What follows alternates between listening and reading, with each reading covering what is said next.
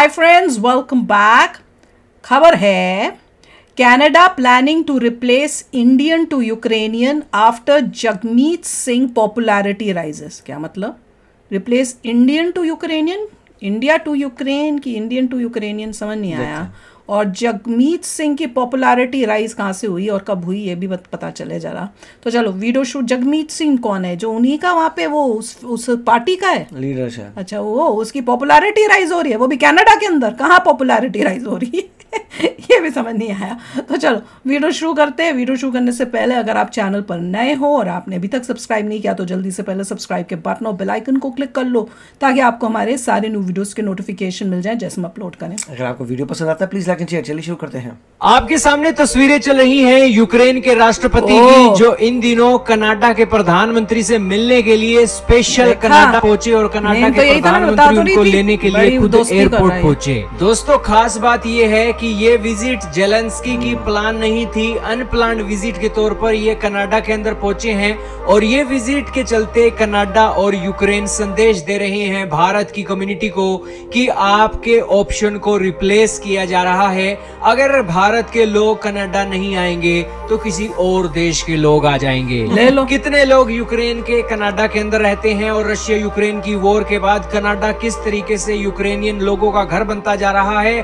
और भारतीय कम्युनिटी के लोगों को जो वीजा इस साल कम मिले हैं उसके पीछे कहीं ना कहीं यूक्रेन है। सारी बातें आज जानेंगे। बहुत महत्वपूर्ण न्यूज है। शुरू करते हैं आज की इस वीडियो को। चैनल पर नए हो चैनल को सब्सक्राइब जरूर कीजिएगा। दोस्तों, कनाडा एक देश है, लेकिन इस देश के अंदर जो मूल नागरिक हैं वो तो बहुत कम संख्या के अंदर हैं, लेकिन जो गोरे लोग हैं वो यहाँ पर आकर बस गए और उन्होंने उन कनेडियन मूल लोगों को मार दिया या काट दिया या उनको एक अलग थलग कर दिया। और अब व्हाइट कम्युनिटी के जो लोग हैं इतने बड़े देश के ऊपर राज कर रहे हैं। यही कारण है कि इतना बड़ा देश चलाने के लिए इनसे सारा सौदा संभल नहीं रहा है और इसको लेकर ये अलग अलग दुनिया के देशों से लोगों को मंगवाते हैं और उन्हें अपना परमानेंट सिटीजनशिप दे देते हैं और उससे ये कनाडा जैसे देश को चला रहे हैं। आप ये जानकर हैरान रहोगे, आपके सामने पॉपुलेशन का आंकड़ा चल रहा है जिसके अंदर बताया गया है कि जो कनाडा की जो एथनिक ओरिजिन के लोग हैं वो ये हैं। जो इंडिजिनियस यानी कि मूल कनाडाई नागरिक हैं वो तो यहाँ की पॉपुलेशन का महज 5% ही है और ज्यादातर 70% की जो आबादी है व्हाइट कम्युनिटी के लोगों की है, जो यूरोप की कंट्री से आए हैं या फिर कोई और अपने अमेरिकन कॉन्टिनेंट से हैं। ऐसे अलग अलग एक एथनिक ओरिजिन के जो लोग हैं वो यहाँ पर बसते हैं और उसी से ही कनाडा बना है। यानी कि ये जो आज गोरी चमड़ी वाले लोग कनाडा को चला रहे हैं ये इनके बाप का घर नहीं है, ये खुद एक इमिग्रेंट बनकर आए थे और आज इसके देश के पक्के नागरिक बन गए और आज इस देश को चला रहे हैं। यही कारण है कि किसी भी देश के अंदर नंबर बहुत मायने रखता है। अगर उस देश के अंदर कुछ एक खास धर्म के लोग, खास एथनिक ओरिजिन के लोग अगर बड़ी संख्या में हो जाते हैं तो ताकत उनके पास में आ जाती है और वही कुछ कनाडा के अंदर अब आपको देखने को मिल रहा है। अब दोस्तों, आपको समझ में आ गया कि किस तरीके से ये सारी सिचुएशन चल रही है, लेकिन असली मामला तो यहाँ पर बिगड़ता है जब भारतीय मूल के लोग कनाडा की पॉलिटिक्स में एंट्री करते हैं। दोस्तों, जगमीत सिंह एक सबसे बड़ा चेहरा है जो सिंह सरदार होने के नाते यहाँ पर पार्टी के अंदर एंट्री करता है और 24 सीटें जीत लेता है। दोस्तों, इसकी हिम्मत की दाद तो देनी पड़ेगी कि इसने गोरे लोगों को अपने तरफ किया और सभी लोगों को साथ लेकर कनाडा के अंदर इलेक्शन जीता और 24 सीटें जीत गया।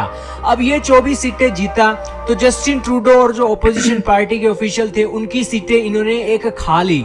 यही कारण है कि अब इनकी जो मेजोरिटी थी वो खत्म हो गई और इनको अपने देश के अंदर प्रधानमंत्री बनाने के लिए, अपनी पार्टी का प्रधानमंत्री बनाने के लिए सिंह सरदार के आगे घुटने टेकने पड़े और फिर इनके एक प्राइम मिनिस्टर की गद्दी इन्हें मिली। हालांकि ये जो जगमीत सिंह है ये कनेडियन मूल का है, इसका जन्म कनाडा के अंदर हुआ है, लेकिन इसके जो माँ बाप थे वो पंजाब के एक नागरिक थे और वो कनाडा के अंदर आए थे। और यही कारण है कि ये आज पगड़ी भी इसलिए डालकर रखता है ताकि सिखों के वोट इसे मिल सके और सिखों का पैसा मिल सके।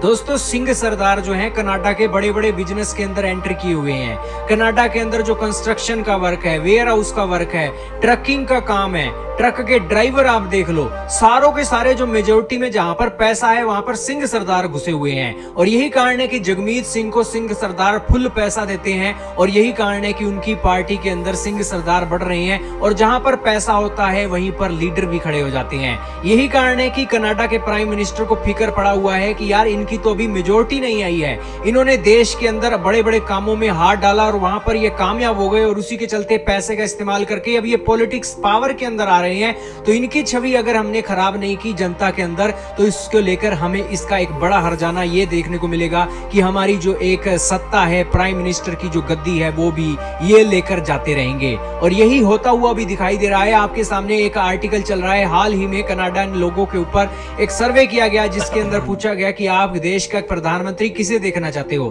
तो 3 बंदों का नाम इसमें था। पहले नंबर पर था जो अपोजिशन पार्टी का लीडर है, उसकी रेटिंग 40% की हो गई है। ट्रूडो की जो रेटिंग है गिर गई है, 31% रह गई है। और कनाडा के 22% लोग आज चाहते हैं कि जगमीत सिंह कनाडा का पीएम बने। तो ये एक डर है कनाडा के पीएम को लेकर, उसी को लेकर सारे मोर्चे सेट किए जा रहे हैं और जगमीत सिंह के नाम पर भारत के एक साथ रिश्ते भी खराब किए जा रहे हैं ताकि जगमीत सिंह भी थोड़ा खुश हो जाए। और उसी के साथ ये सारी स्ट्रेटजी चल रही है। जगमीत सिंह इसलिए खुश है क्योंकि उसका पैसा भारत से तो आता नहीं है, कनाडा के अंदर जो सिख कम्युनिटी है वहां से आता है और उसी को लेकर जगमीत सिंह भी अपनी सारी पॉलिटिक्स खेल रहा है और ये सारा काम चल रहा है। और जहां तक बात है यूक्रेन के राष्ट्रपति की, तो यूक्रेन के राष्ट्रपति को वेलकम किया गया, उन्हें बुलाया गया ताकि भारत को संदेश पहुंचाया जा सके कि आपके लोग अगर यहाँ पर नहीं आएंगे तो यूक्रेन के लोग भी आ जाएंगे। लेकिन ये कोई इतनी बड़ी खबर नहीं है। यूक्रेन के जो ऑफिशियल हैं वो खुद परेशान है क्योंकि उनके देश में रशिया से लड़ने के लिए लोग नहीं है और यही कारण है कि उनको उनकी जरूरत है। लेकिन फिर भी एक दिखावा करने के लिए यूक्रेन के राष्ट्रपति का वेलकम किया गया, हाथ पकड़ के देखा कैसे अपनी वाइफ को लेके आ। लेकिन कनाडा के पीएम कितना मर्जी जोर लगा ले, भारत की ताकत को ये रोक नहीं सकते हैं। और एक दिन वो भी आएगा जब भारतीय राज करेंगे कनाडा के ऊपर। आपका क्या मानना है दोस्तों? अभी तो छोटा सा ट्रेलर जगमीत सिंह के तौर पर देखने को मिला है, हो सकता है आने वाले समय में कोई भारतीय मूल का नागरिक भी कनाडा का पीएम बन जाए। या यूके में हो सकता है तो कनाडा के अंदर क्यों नहीं हो सकता? वो तो ये नहीं समझ में आया कि ज़ेलेंस्की क्यों कनाडा आया है अभी ऐसी सिचुएशन में जहाँ पे इतना कुछ चल रहा है। ये दिखाने के लिए ज़ेलेंस्की यूएसए आया था, यूनाइटेड नेशंस में गया था, पैसा बटोर के वापस गया है।